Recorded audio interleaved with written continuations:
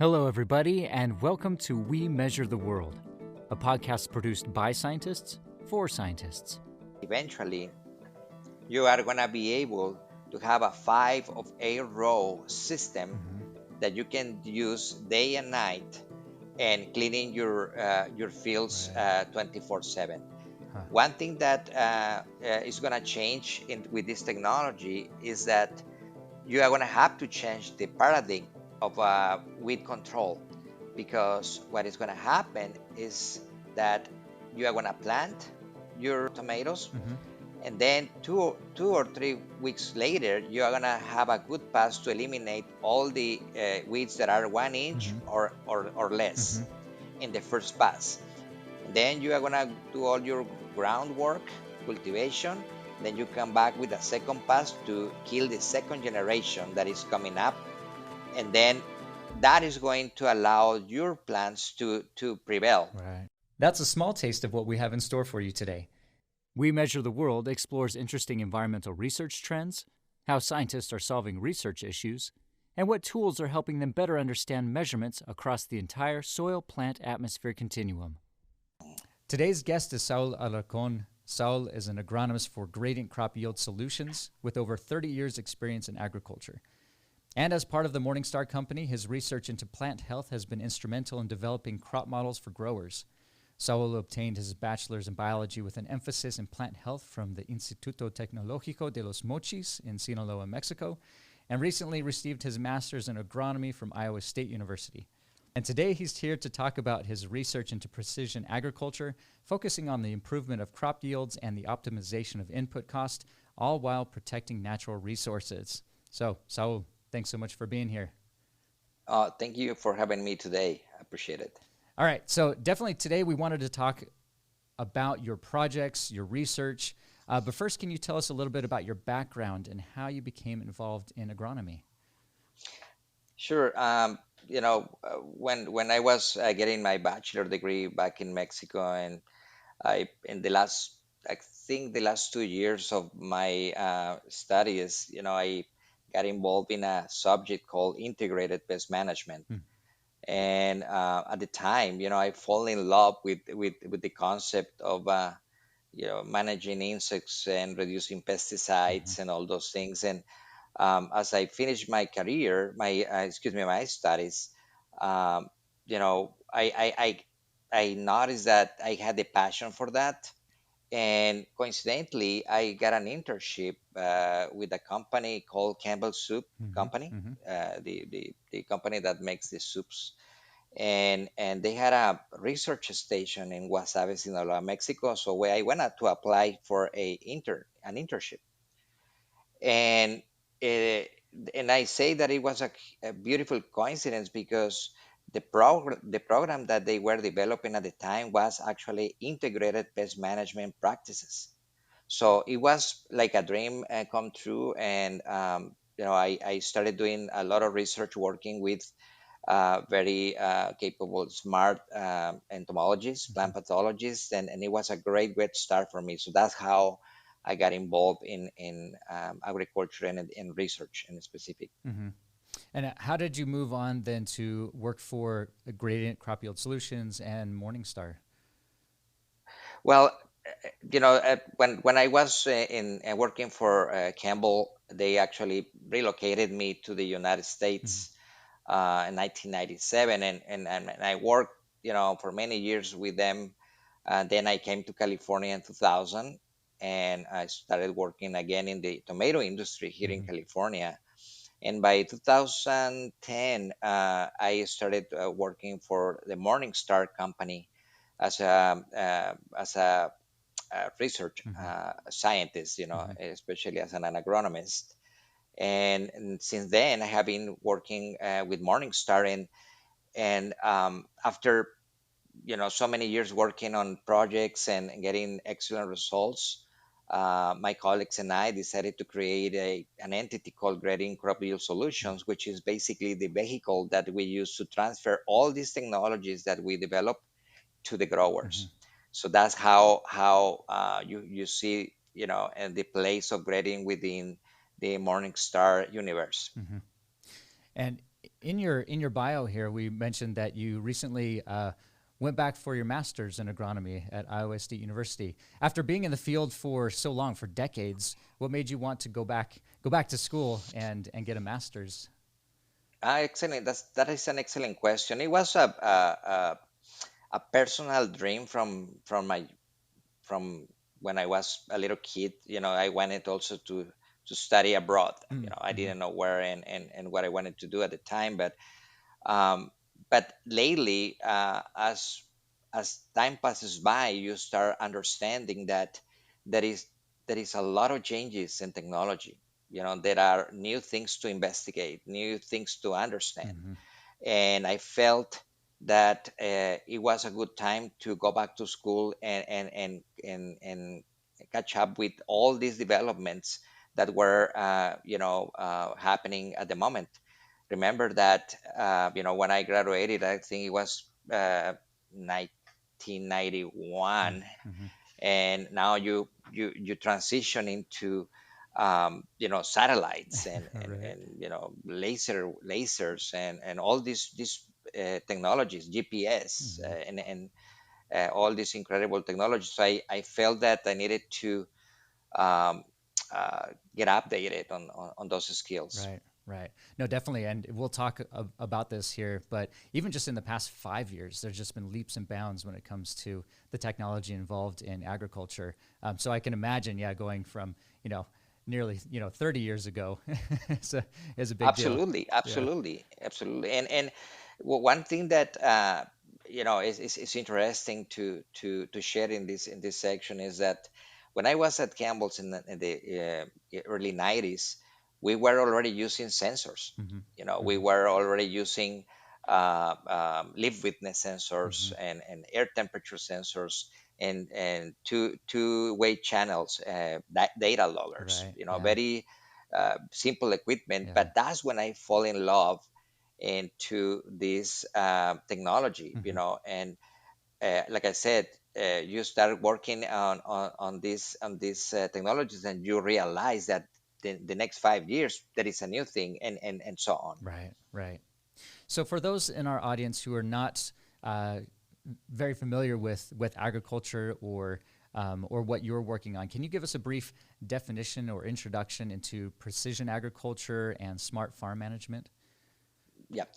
Well, precision agriculture is a concept that has been developed maybe the last 10 years, Mm-hmm. 10, 15 years, and actually is the use of all technologies that make, in this case, for instance, groundwork more efficient, and more accurate, Mm-hmm. Mm-hmm. and precision agriculture can be an example, for instance, GPS Mm-hmm. technology, which was actually the first technology that was used to describe as precision ag. Right. And you are talking about maybe the early 2000s, where precision agriculture started.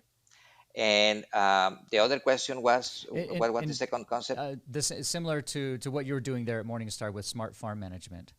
Okay, so a smart farm management, in our concept, is basically the integration of all these technologies Mm-hmm. that are going to help you to improve production. Mm-hmm. And in the case of agriculture, smart management is focused on increasing of yields, Mm-hmm. right, and helping growers to be more profitable. But in reality, at the same time, you are trying to achieve this sustainability factor, which is going to help you to minimize the detriment of the environment. Right. So smart farming is basically focusing on optimization of resources, be more productive, and deplete or damage the less possible the environment. Right. Right. So, with that being said, can you tell us a little bit about Morningstar and the kind of the business model and how they work with their partner growers? Yes. Uh, the Morningstar company is the biggest tomato processor in the world. Mm-hmm. We have facilities in in 3 locations here, and we have two in Los Banos and one in Williams, California. Hmm.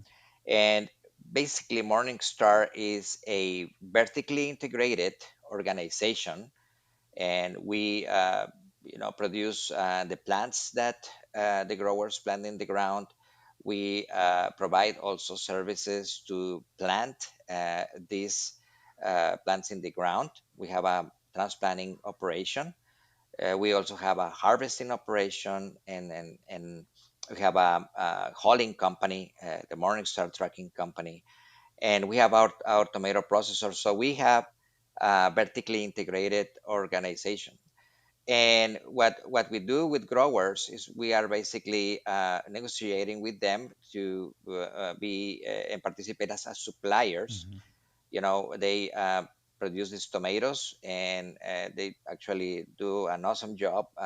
The processing tomato industry is one of the best industries you can find in the world. Hmm.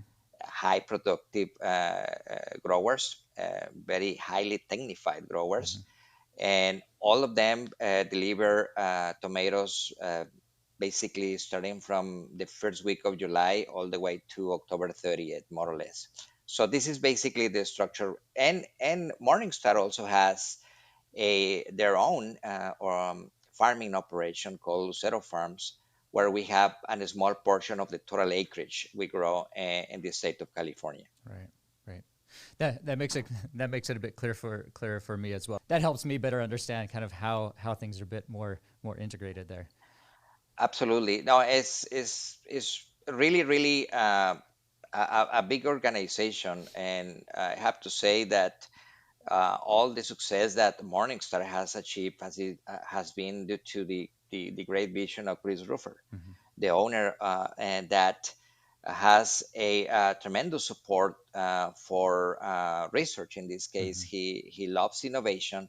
He's always looking to find the next best technology they can have. So that is also a huge factor in making Morningstar what it is right now. Yeah, yeah, and I know there's a lot of information out there for any of our audience who wants to know more about Morningstar. They've got a lot of cool videos and other things online where you can see all the different ways that they're integrating their technology, like like you were saying, Saul, from uh, from seedlings, from planting in the greenhouses to transplanting to growing and beyond. So a lot of Correct. really cool cutting edge. It seems that you guys are very much early adopters in a lot of this new and budding technology. So that being said, let's talk about some of this new and interesting technology and research that you've been doing there at Morningstar. Um, what are some of the projects that you have, or at least I guess I should say, what is some of the agricultural research and the Mhm. interests that you are focusing on right now? Well, we are involved in several aspects of agriculture production. And one thing that we were working the last 10 years was basically in the improvement of irrigation practices for growers, Hmm. for tomato Hmm. growers. And that was even more important after the drought, Right. right? Yeah. When we went through the drought. So there was a lot of interest on growers to get help to improve water usage. Right. They were very limited in the water allocation, and they wanted to understand what is the minimum amount of water I can use to produce a decent crop, or be able to be profitable, right? Right. Right. And all that triggered a lot of interest on us to develop technologies. And um, basically we started understanding from the basics, what is the best sensor that I can use for to monitor moisture, soil moisture. Hmm. What is the best sensor I can use to monitor air temperature, relative humidity, vapor pressure deficit. And as we move forward, we were getting a better understanding of what the growers needed, to the point where we develop a technology using infrared sensors. Hmm.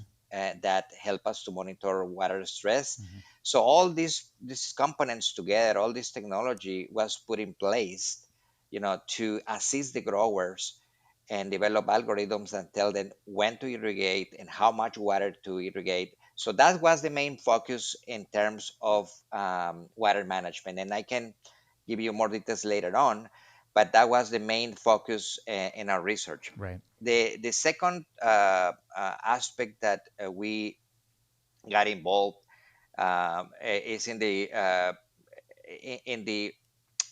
understanding of crop nutrition.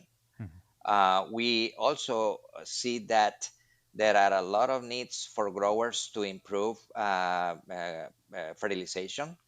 There are a lot of restrictions coming up that are going to basically put growers on the spot related to fertilizer, contamination and groundwater. Right. Right. So we understood that growers told us that we needed to develop methods that could ensure that they were going to pass revisions or Hmm. audits, Hmm. right? And so we are working now on that very intensively, and we have a goal, as a matter of fact, to increase yields by 15% within the next 3 to 5 years. Wow. So it's a very ambitious target, but we are working hard to try to, collaborate with Hmm. growers and achieve that goal. And there are other benefits that you are going to get out of that, because if you achieve that goal, even if it is not 15%, you can produce the same amount of tons in less ground Yeah. and less land. Hmm. So you use less water, less fertilizer, and less resources in general. So that's the second aspect that we are working very very intensively. And the other factor that I have to mention is that we are trying to understand how to improve harvest activities. For instance, we have now a network with weather stations that we are actually using the Atmos 41. Hmm. Hmm. In this case, we have, I think, 15 stations already installed from Bakersfield all the way to Colusa. Wow. So, and we are planning to increase the network even more, because we need to create models that are going to tell us when can I go to harvest and where do I Right. need to harvest. Right. And there are heat units model and other technologies that we are trying to put together to do that. And I can say that other things, we are working with satellite images. We are partnering with EOS. Hmm. It's a company that provides satellite services. We have a partnership with them, and we are doing artificial intelligence models, and we are just starting. But there is a lot of projects that we are working on right now.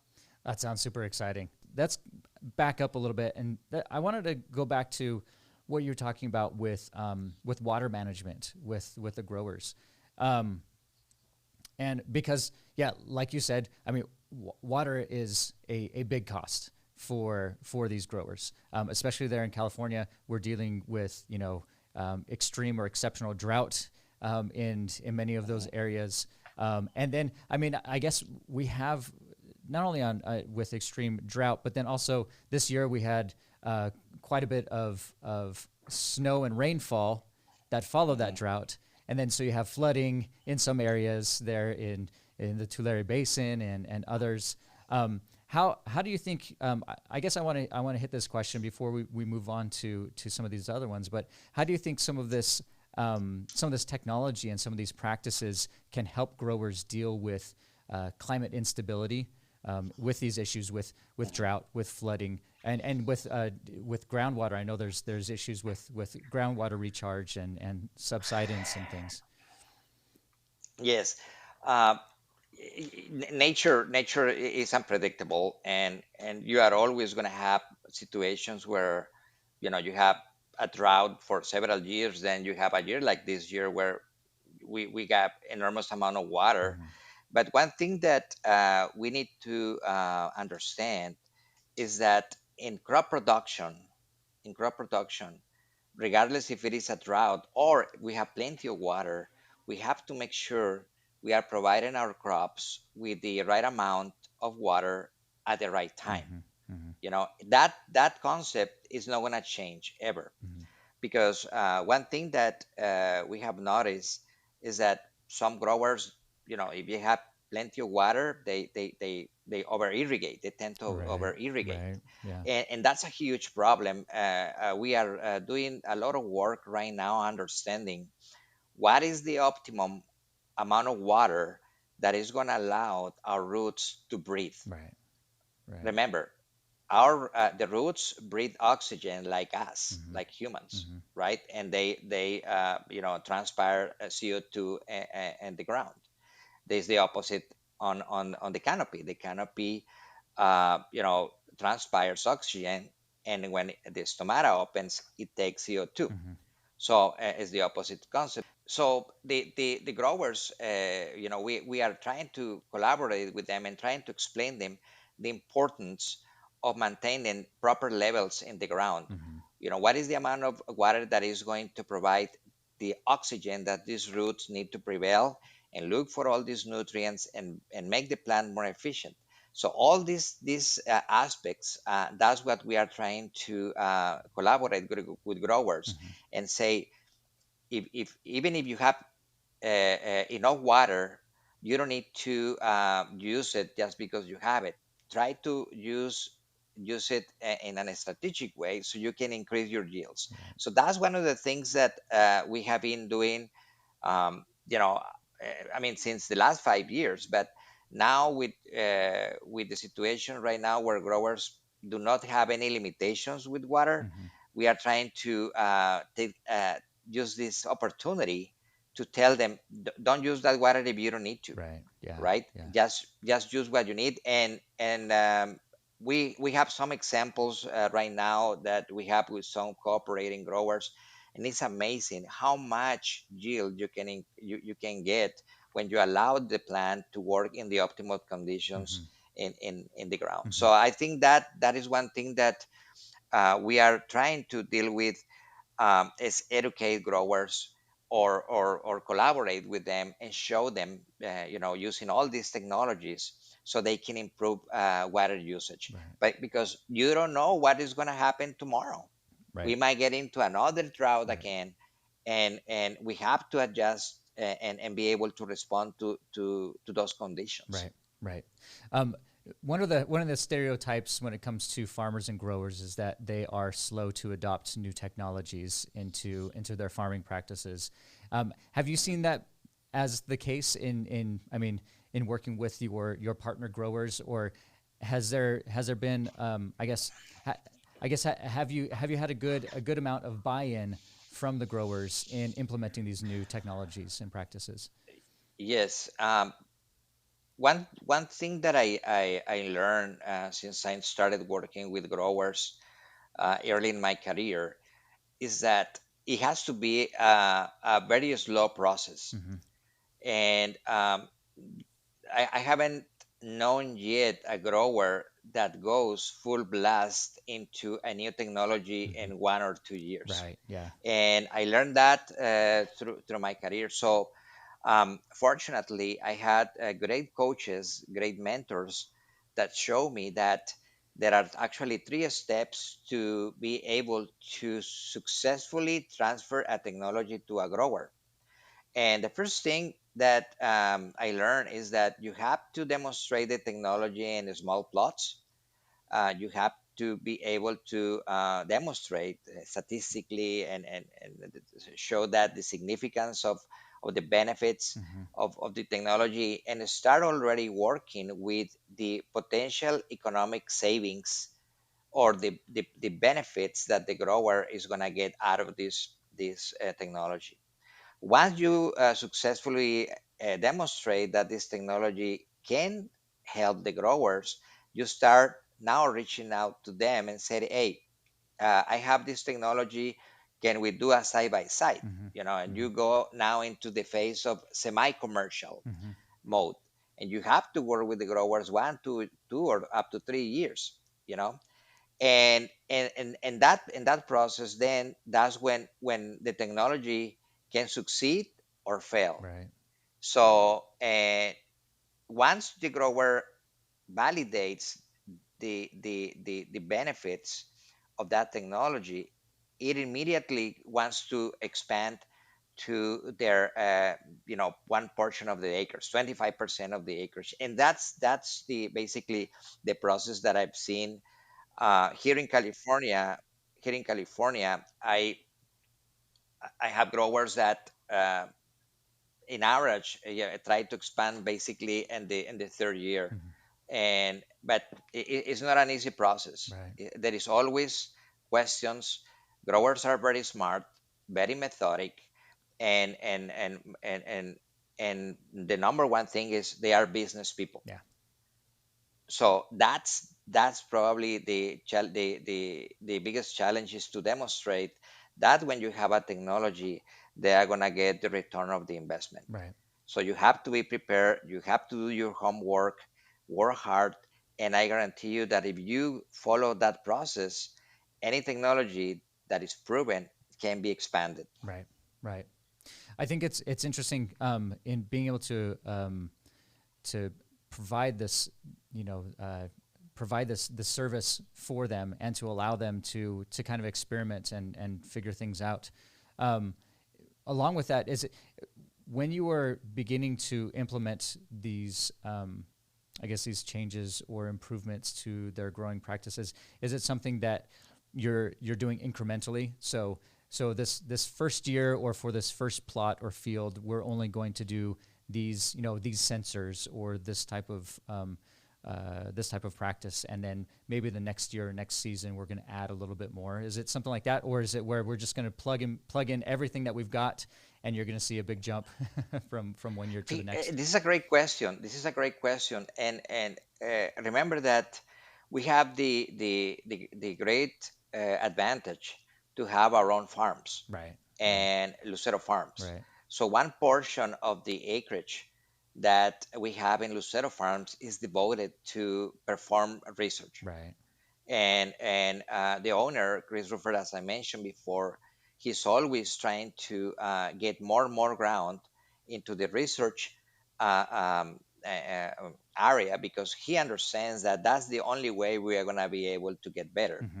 So Lucero Farms is a great opportunity for us to do all these small plots. We are all over the place, so we have a wide area where to test things, Right. and that's basically what help us to start with with the first step. And there are some growers that also, I mean, they love research, and they say, hey, I want to participate. Hmm. And one thing that I have to say is that every year, um, uh, uh, agriculture R&D and gradient have a yearly meeting where we bring all the growers and we share with them all the research that we perform. And in that meeting, that's a great opportunity for us to call them and say, do you guys want to cooperate, do you want to participate? And that's probably the main reason why we have been so successful in expanding our technologies Hmm. right now. Right. One of the other cool things is that here at Meter we talk a lot about the measuring the soil plant atmosphere continuum, and again, one of the cool things that you guys are doing there at Morningstar is that you are doing that very thing. You're measuring. You've got sensors in the soil. You've got sensors measuring the plants. You've got sensors measuring the water. You've got sensors measuring the atmosphere and the local climate there and the microclimate. Could you go into a Yeah. little bit more detail about how you're going about measuring in each of those regions? Yes. Let me first start with the reason why we got involved with the measurement of the continuum, right? Mm-hmm. The soil, plant, atmosphere continuum. And I have to say that when I started working with soil moisture sensors, and I was trying to manage water in order to smartly reduce the amount of irrigation towards harvest and increase soluble solids. Mm-hmm. And one thing that I learned through my basic research is that the changes in soil moisture are very slow. Mm-hmm. It's very slow, and sometimes, depending on the soil type, is very fast. Right? Mm-hmm. You have a sand versus a clay, and in some cases I wasn't stressing enough because the water wasn't moving enough, or some cases I was stressing too much, and I was losing yields, Mm. right? And one occasion, I remember that I was carrying the water to a field, and I went from 100% ET to 60%, 75% ET, and I see the field, and it's looking great, green, beautiful. I didn't see any effect. I was trying to see the effect of the carrying the water with my eyes, Mm-hmm. and then I went to 50%, no change, and I was getting closer to harvest. I Mm-hmm. was getting closer to harvest. I wanted to promote some level of stress to increase my soluble solids, Right, right. and little I knew that there was a heat spell with 7 days in a row of 105, 107 degrees, Mm. and I walked to the field the next day, and the field was basically collapsed. Wow. And I tried to understand what happened. What happened was that I was already stressing my field Mm-hmm. when I was carrying the water, Mm-hmm. but I couldn't detect that stress visually, and there was not basically enough water for the plant to respond to those atmospheric demands, water atmospheric demands, Mm-hmm. and so the plants collapse. Right. I lost 8 tons per acre versus the control. So Wow. it was a huge lesson, and I said, what do I need to do to be able to monitor plant stress even before my eyes can see that? And I started doing my research, and like 6 years ago, 7 years ago, or something like that, I found an algorithm that was created by a research scientist in 1982, working in the USDA station in Arizona, working with cotton, that was working with basically with plant stress monitoring. Mm-hmm. He created an algorithm that used infrared sensor to measure plant water stress at the hottest time of the day in a daily Mm-hmm. basis. So when I read that, and that was at the same time I was going to my master degree. So that's what I tell you, that going to the next level of education sometimes open your eyes, and you are in a new universe. Right, right. So I think that was a huge step. And what I did, I immediately bought, three Apogee Mm-hmm. infrared sensors, and start working immediately before the season finished. And I couldn't understand anything about the data I was getting, why I was getting more transpiration than other. I thought the devices were not accurate. Mm-hmm. But what I didn't know is that in a daily basis, vapor pressure deficit regulates how much your plants are transpiring, or how much your plants are cooling itself down. Mm-hmm. Mm-hmm. So you have to learn all these plant physiology concepts to come up with a system that can tell you if you are putting enough water or not to to uh, to to to the plants. Right. So that's how I started developing this technology, and we continue advancing, and we went through the process that I told you about, demonstrating that, and we started working with tomato growers Mm-hmm. first, and we have right now around maybe 19, 20,000 acres under the system, Mm-hmm. using infrared. Now we are now working with pistachio and almond growers. So that's Oh, what wow. I that's how things happen in terms of that technology. Yeah. You talked about wanting to track plant stress, water stress. Have you done any research into comparing your volumetric water content with water potential within the soil water potential?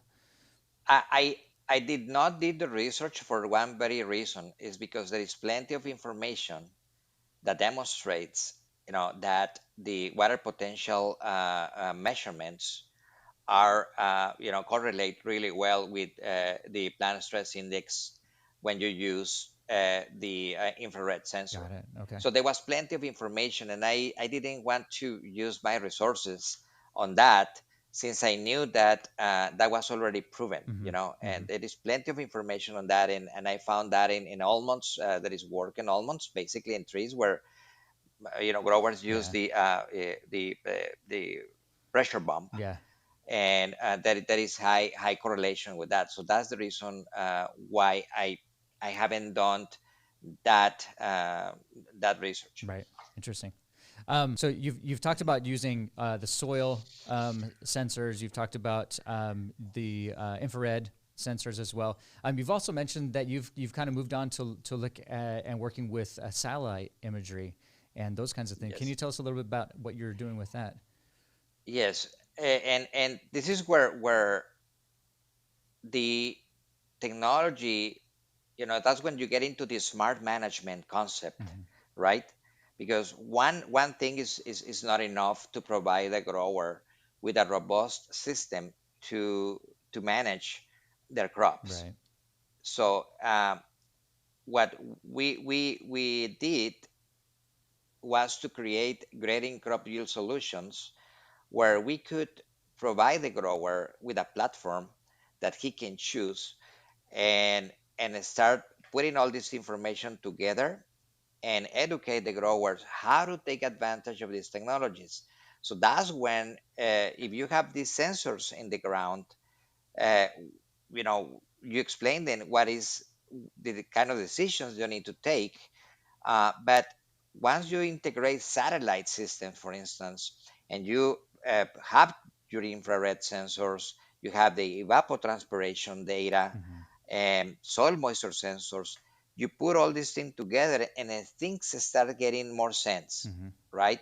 And you give the grower a certainty that what is going on in that specific field is true, Mm-hmm. and for instance, I'm going to give you an example. We check our information every day in the morning.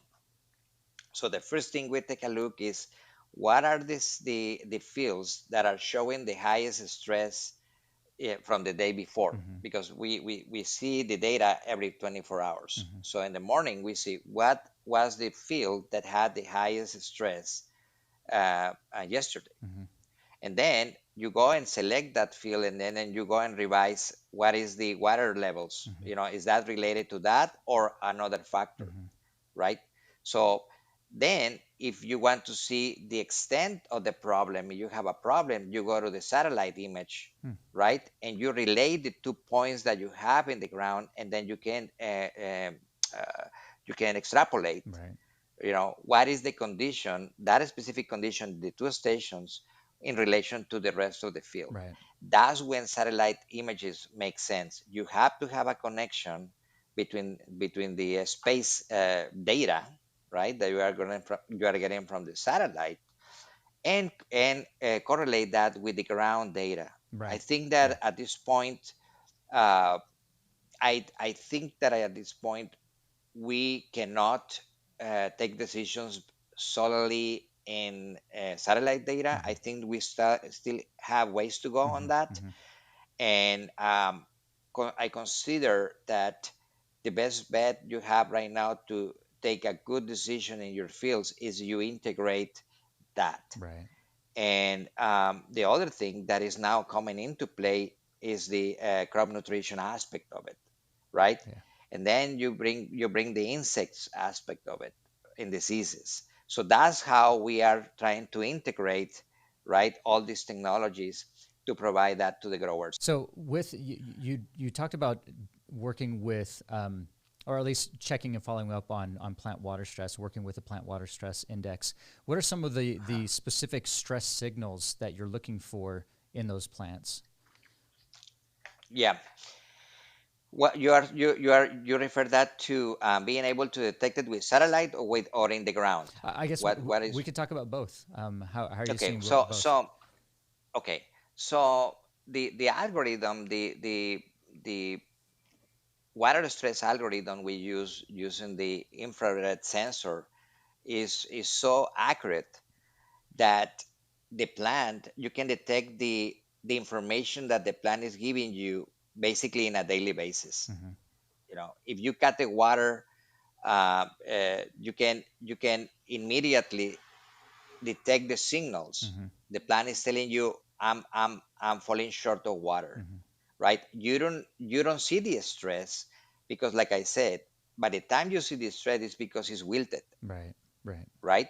So the great advantage of using infrared technology is that it can tell you way, way ahead in advance when your plant is falling short of water, or if there is another factor, a disease or something that is obstructing this stomata closing and opening. Right, right. Okay, so that is one thing that I can say, that the plant sends the signals ahead of time through this algorithm, through the detection of the infrared, because it detects the canopy temperature, right? And it reacts immediately. For instance, I've seen that you cut the water because you forgot to irrigate an almond tree. Hmm. An almond tree tell you that it doesn't like that within 24 hours. Oh, I mean, it's very, very sensitive. And you can tell once you leave those spaces without water, the tree stress in the almond, it goes up. right, right. So it doesn't necessarily mean that you need to see your plant wilted. Now we are ahead of the game. We don't wait to that point, and we try to minimize that factor. So I can say that in this case, we don't wait to see the wilting, Right, right? right.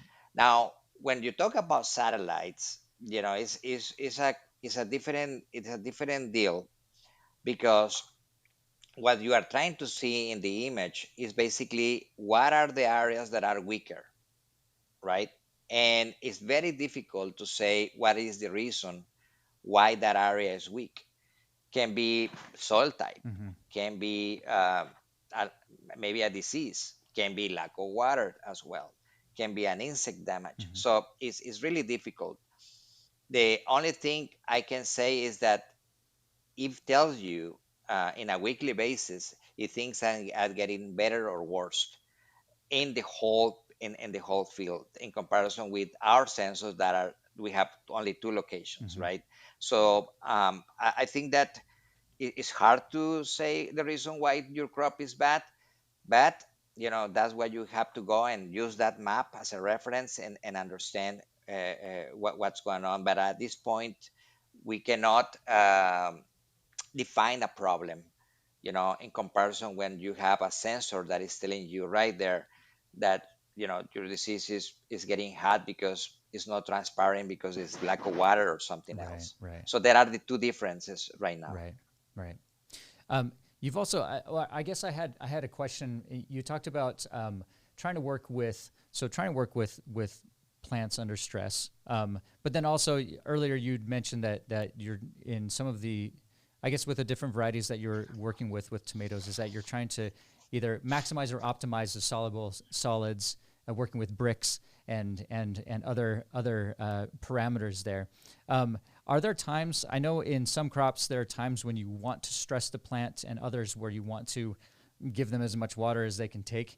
Is that how it is with tomatoes as well, or is it pretty much you want to be able to keep? I guess during the life of that plant or Yes. during the season, are you managing, from week to week or during the growth phase of that specific plant, how much water they're getting?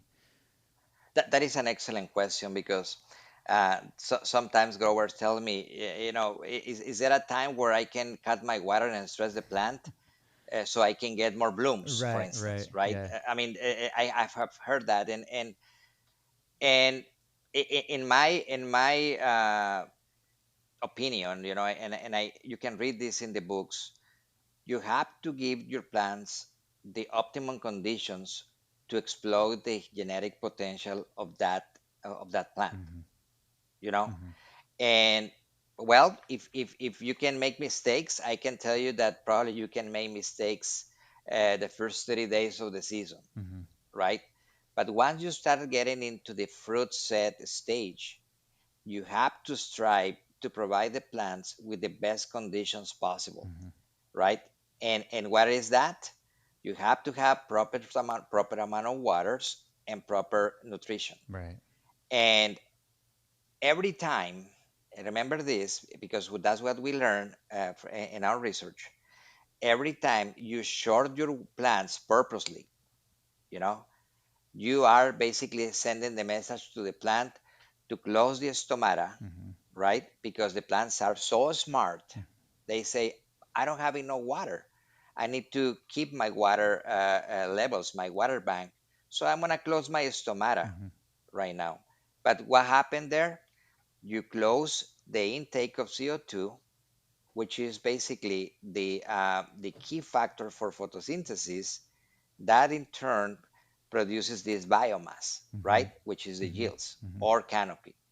So every time you stress your plants, you are basically limiting your yields. Hmm. So you have to make sure that your plant has always the proper amount of water. So this plant opens the stomata at maximum and gets all the CO2, right? All the CO2, at the same time, it cools itself down, right? You maintain a low stress level, and the plant basically is going to prevail, is going to produce all these yields that you are looking for. Right. So in short term, is it good to stress your plants? No. Right. So, with all of this going on, what are some of the, I guess, in what you have seen, what are some of the data points that are most meaningful or useful to farmers? And I mean, you can talk from your perspective with tomatoes. You've been working with other crops as well. Are there, if you were to say, I guess, give some consultation to a new farmer who's starting up a brand new Mhm. operation, what are the kind of the basic key, those key data points or key technologies that you would suggest they Yes. implement? Um, what we are trying to do, for instance, I'm gonna give you an example of growers that are getting now in the tomato business, right? Or any grower that is gonna start a new crop. Mm-hmm. The first advice is to make sure you have a great ground prep. Mm-hmm. First step, right? It's a key factor because if you avoid compaction or things like that, you need to give your roots the best conditions possible. Mm-hmm. I think that will be the first step. But if I have to tell the grower what parameters he needs to watch, other than having a good plant in the ground, is irrigation. Mm-hmm. You know, Mm-hmm. and irrigation is critical. I won't say that is more important than other things, but I will say that proper amount of water will be a critical control point Mm-hmm. for a grower. Mm-hmm. Then nutrition, Right. but I will say that probably irrigation and nutrition and good ground prep, and wait for a good weather conditions, Right. and work closely with your PCA to control your insects and diseases. But I think that that will be, in my opinion, the factors that other than a good quality plant, Mm-hmm. right, Mm-hmm. that you receive from your Mm-hmm. greenhouses. I will say that. Yeah. Yeah. Along with what you've mentioned, you talked about that you've also been working with almonds and other crops. I mean, almonds and tree nuts in general, they consume and require a lot of water. I think I read somewhere that it's for each almond, it's a gallon of water per almond or something along those lines. How is that? How are you seeing, or I guess in your experience, are you seeing that these technologies can play out a bit differently, or at least how are the those orchards or other places? We can talk about almonds in particular. How are they adopting Yes. these technologies, and what are the differences there in those orchards versus what you're seeing with the tomatoes? I the first thing that I have to tell you is that we needed to make a little bit of changes before I go into the benefits that you might find, what we are doing with permanent crops like pistachios and almonds. Right. The first thing that we have to do was basically to be able to install the infrared and the top of the canopy. Yeah. We Yeah. have to understand if there was a relationship between the temperatures that we were getting and the vapor pressure deficit Mm-hmm. values. Mm-hmm. Is there a correlation between high BPD and high evaporating cooling? Yes or no? And we did the research. We demonstrated scientifically and statistically that we could use the infrared Mm-hmm. to measure canopy temperatures in response to BPD changes. Mm-hmm. Once we did that, we created the algorithm, and then we start installing, and you can see these infrared sensors on the canopies right now in almonds and pistachios.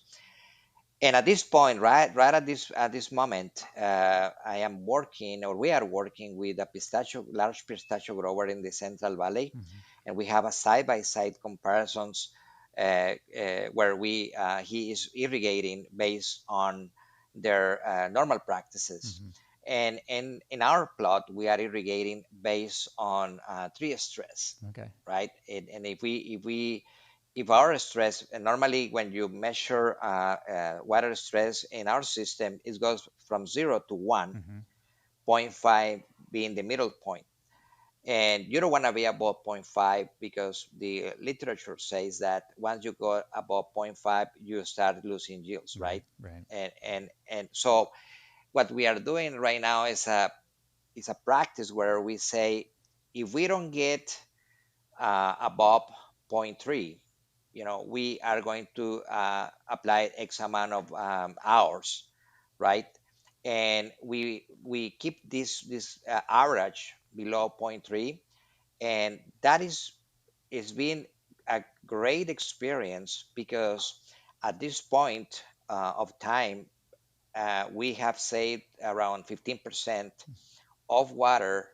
We continue to work because we are not at harvest yet, but we are at this point 15% lower water usage, and our average stress index is around point 0.1, point 0.1, point 0.2. And the other side, in the control, which is the grower standard, he's a point 0.3 stress, Mm-hmm. but even with a little bit more water. Mm-hmm. So those are the kind of things that we are trying to do in other crops. I think we have a great opportunity to save water because normally you use between, let's say, 3.6 to 4.5 acre feet of water, Mm-hmm. for the season, Right. right? So there is a lot of criticism by this crop, by the community, to basically tell the almond growers and pistachio growers to optimize water. Right. So at this point, we have an average of water stress index in our plot at about point 0.1, point 0.2, versus the control, where is the standard practices. The grower has a point 0.3, slightly higher stress, and with a little bit more water. So we are now seeing the opportunity to help the permanent growers to improve water usage. I think we can help them, and I think the infrared technology, uh, works really, really well with trees. Mm-hmm. They read the temperature flawlessly Mm-hmm. on a daily basis, and we are very, very excited about the possibilities to start deploying this technology with in permanent Mm-hmm. crops. Mm-hmm. Definitely. That's great. I'm super interested to see how that goes. for you. Final questions are I wanted to ask you kind of revolve around what you're seeing here in the future. And at least I was interested in seeing, okay, what are the next steps for you there at Morningstar and Gradient? What are you doing here in the next year, 5 years to improve? And then maybe in what you see are the incoming trends within precision agriculture in general. Yes. Um, we are now. I mean, Morningstar right now is investing a tremendous amount of resources in automation and autonomous vehicles. We are doing a lot of work with automated harvesters, transplanters. We are gonna do the autonomous weeding. So definitely there is a huge interest, at least in our company, and you can see it around the world Mm-hmm. in automation Yeah. or autonomous vehicles. Yeah. So I think that that will be the the main thing we are going to concentrate in the future. But also there is going to be a tremendous interest in the growers to maintaining the yields or increase the yields. Mm-hmm. That is going to be our biggest challenge, because as population increases in the world, the demand is also going to increase. Yeah. So I think that the need for continuous improvement and yield production is not going to stop, Mm-hmm. in my opinion. So we have to continue working with crop nutrition, irrigation, and all those things. Right. Right. So I guess what do you think the future of agriculture looks like with being able to irrigate less and have improved technology? I mean, that seems that hopefully you there at Morningstar can be the example, the shining light on the hill of Mhm. of creating these new business practices when it comes to agriculture. Do you think that's something I guess you mentioned that you're seeing a lot of this over in Europe and elsewhere.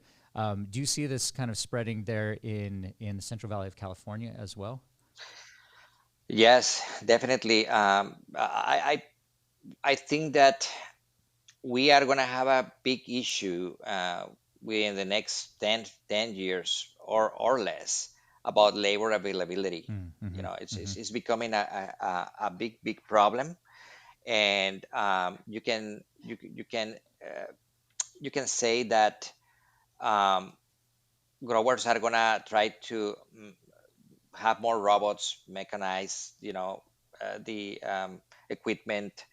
Um, there is a need, and there is going to be a need of, or basically it's going to force us to get into autonomous vehicles. Mm-hmm. That's what I see. And um, every time that the new generation of people does not have any interest in working in the fields, Mm-hmm. right? Right. And they want to pursue other careers, and that is an issue right now in the Central Valley. And don't be surprised if eventually the Central Valley becomes one of the first places where robots or autonomous vehicles are going to be the norm. Right. I think we are not that far from that, and we are going to that direction, very, very, very quick. Right.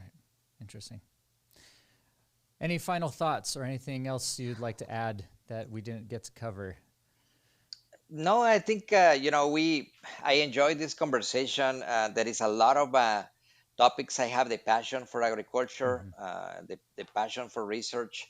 I think that I, I I have fun. I enjoy every day when we work with my colleagues in the field.